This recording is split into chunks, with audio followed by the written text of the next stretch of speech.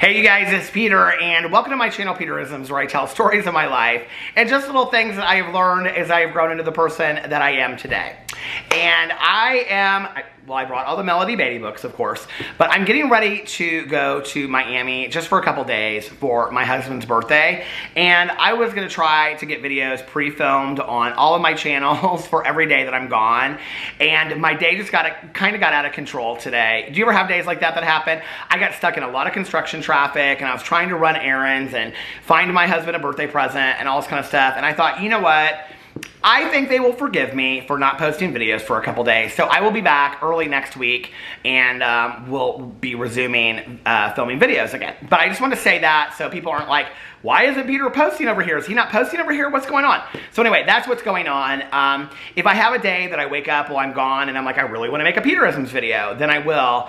But I'm probably not going to be filming videos on my Peterisms channel and on my review channel. So other than that, I will probably maybe do one or two on my Peter Does Stuff channel. Of course, on my drama channel, I will be every day, probably. And then also on my vlog channel, if you watch my vlog channel, I'll be doing vacation updates of what's going on, which will basically be us laying on the beach and then going out to dinner. So anyway, and I'm very excited about it. I'm excited just to spend a long weekend with my husband. So anyway, we always like reconnect, you know, on vacation, and it's nice, even if it's just for one night, you know, somewhere, and go out of town and stay in a hotel room and, you know, get ready and get dressed nice for each other, and then go to somewhere nice for dinner, you know, and have a little romantic evening. Even if it's just for one night, I think it's really healthy and important in relationships, you know. Even, it doesn't really matter, even if you just take a day trip somewhere, you know, the riding in the car together and then just, you know, going somewhere together and like stopping and getting a fountain pop or a water or something or coffee, you know, like all of that, those just shared experiences. I think shared experiences are really, really important in relationships, and especially after you've been in a relationship for a while, you know. We're coming up on being together 13 years, and this is our 10th year being married. Our anniversary is in August. We'll have been married 10 years. I think it's important to continue to learn new things about each other and ask each other things, you know, and one way to do that is to have shared experiences together. And I think one of the things that happens with a lot of couples as we get older, or we've been together for a long time, is we start taking that for granted a little bit, you know? And it's like, well, we gotta take care of the kids, or we have to do this, or we have dinner with the in-laws on Sunday, and we have this birthday party to go to, and then, you know, well, we have work and all that kind of stuff. And so really what happens is your marriage ends up being, you know, maybe like 5 minutes in the morning and 10 minutes in the end of the day. And it's really important for my husband and I that we take some time out each day just to ask each other, like, specifically about our days, so that we still feel like we know about those things. And then we always get so excited on trips, because it's just like, we'll go to dinner and have these like super long conversations about stuff that we haven't talked about in forever, you know, just crazy, everything from, you know, art to spirituality to politics to just pop culture to whatever, you know. And it's so new movies or thoughts about movies or whatever. It's fun, you know, or family or friends and just all kinds of stuff. So anyway, I love to get to go out of town with my husband and just reconnect, and I'm very excited for this weekend. So that being said, let's get into today's meditation. I just realized before I started that my reading glasses are over there, and I'm like, you're already sitting down. You can do it just fine without your reading glasses. So let's read from A Year of Positive Thinking, Daily Inspiration, Wisdom, Encouraged by Cindy Spiegel. Okay, June 17th. June 17th. Looking back and moving forward. Be careful not to stay stranded in the past. Do not look back unless it is to recognize how far you've moved forward. Use the wisdom you've gathered from the past and quietly advance in the direction of your wildest dreams. In one 12-step program, there's a saying that says we do not close the door on the past, nor do we refuse it, or something to that extent, that we don't forget what happened in the past, but we also don't sit in the past, if that makes sense. Like, we don't just sit in it, you know. That's not we don't close the door on the past, nor do we. Why can't I think of the last word? I have like literally all day today, I've had like brain farts. Somebody out there will put it in the comment section below. Thank you. But you know, it's like we don't live in the past, right?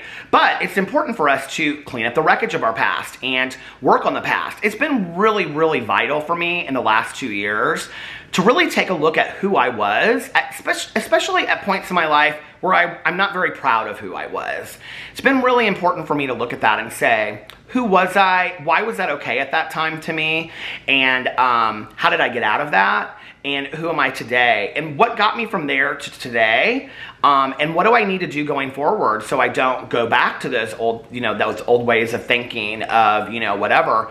And a lot of it was just me not having any emotional sobriety, me being very negative, was toxic to a lot of people around me, and just not the greatest person on earth, And it's hard to admit, without being self-deprecating, okay? It's hard to admit I wasn't the greatest person on earth at this time, but I have improved, and I think that's important too, to take a look at the growth that you've done. But we don't want to just sit and shame ourselves over and over and over for those things from the past. It's like my old sponsor used to say, 5 seconds after something happens, or a second after something happens, it's spilt milk. And he said, you want to kind of like constantly stay in the spilt milk. Today, I can't say that that's true. I don't want to stay in the spilt milk anymore, I want to learn from the spilt milk. I want to learn from preventing it to spill again the next time. But I don't want to live in it anymore. It's not fun. It's not enjoyable, but it is important for us to take a look at who we were, clear up the wreckage of our past, and prevent it from happening again in the future, So, I love the saying, like, 1 foot in yesterday, 1 foot in tomorrow, and you poop all over today, but it's kind of true, it is kind of true. And I think it's a good reminder in just living in the present and enjoying the present as much as you can. I don't know that any of us can truly live in the present 24 hours a day. I think it's difficult, but to really just kind of enjoy it as much as we possibly can the day that we were given, because we don't know how many days we're going to be given in this world, We don't. We don't know how long we're going to be here. We don't know how long our loved ones are going to be here, family and friends, romantic partners. We don't know. And so it's important for us, I think, to acknowledge the growth that we've made and stay in the present and enjoy that. And the battery is dying, so hold on, I'll be right back. Funny that I caught the video before the battery ended, right? Instead of it just dying, which is usually what happens. All right, let's get into The Language of Letting Go by Melody Beatty, and let's see what this book has to say to us today. All right, June 17th. Surrender. This is one of my favorite things to talk about, surrendering. Master the lessons of your present circumstances. We do not move forward by resisting what is undesirable in our life today. We move forward, we grow, we change by acceptance. Acceptance is not the key. Surrender opens the door. That's so funny because one of the things that I have to stop and just share this. One of the things that my sponsor had me read every day for my first 2 years sober was there's a story in our basic text about acceptance, and it says acceptance is the answer to all of my problems today. And I'm a big believer in that. I really, really am. But I also believe that surrendering is part of that as well. Acceptance is not the key. Surrender opens the door. Listen to the truth. Listen to this truth. We are each in our own present circumstances for a reason. There is a lesson, a valuable lesson that must be learned before we can move forward. Something important is being worked out in us and in those around us.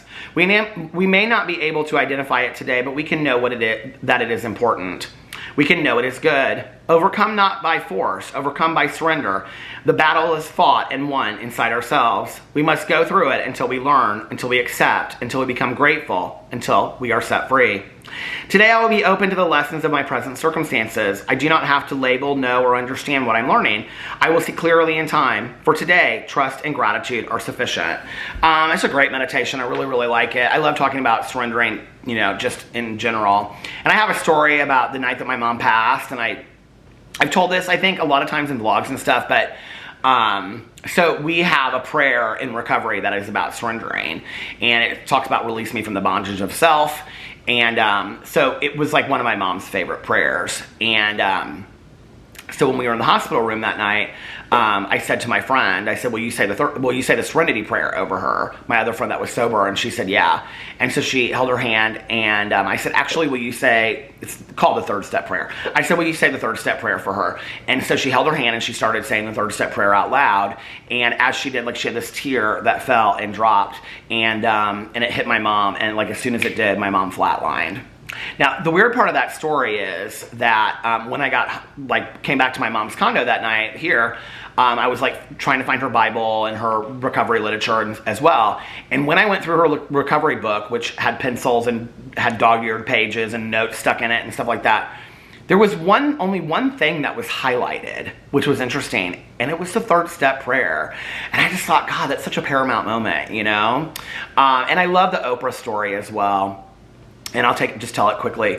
When Oprah really wanted a part in the movie The Color Purple because she was so in love with the book by Alice Walker, she wanted to do anything. She just wanted to like run scripts or, you know, take water to actors and actresses, whatever, anything that she could do to be part of the movie. And so she had auditioned for it, and she called her agent and she said, you know, like, have you heard anything? And the agent said to her, you know, Oprah, there are like, this is her before she had done anything else. She said, you know, or her agent said, there are real actresses that are auditioning for this role, not just you know, like, we don't know.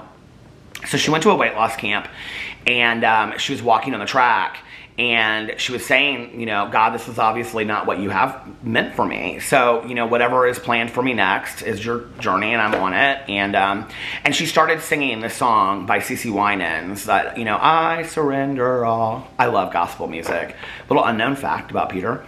And as soon as she started singing it, she said that her assistant came out and said that Steven Spielberg was on the phone for her. So she took the phone call, and Steven Spielberg said, I heard that you're at a weight loss camp. If you lose 1 pound, the part's not yours. She said that on the way home, she stopped at Dairy Queen and got a Blizzard. But I think, you know, sometimes things don't happen in our lives until we let go of the need to like control them, and that's really what surrendering is about, is us not trying to control the outcome of things and just kind of like letting things unfold. It's hard to do. It's hard to do for those of us out there that control is important, or, you know, we're afraid because we come from chaotic environments, and so sometimes the only things that made us feel safe when we were growing up was, you know, having all of our stuffed animals lined up in a row in a bed, or having our rooms be immaculately clean, or taking care of some other people, you know, like that's, I definitely relate to that sense of control, you know, when I was a little kid. And obviously as an addict and an alcoholic, the one thing that we don't have is control, you know, and so it worked against me, obviously. But I think in having to have this total need of control, you know, and then the ability to just let that go and surrender and say, okay, and I'm a person that believes in a higher power, but, you know, if you don't have to, whatever, the universe, whatever, and say, okay, take it, you know, it's yours, and whatever you have next for me. And I am a big believer that there is a plan out there for me, and, you know, I'm a big believer that there is a God and I'm not it. But that's just for me, you know. You believe in what you want to believe in, and I respect that.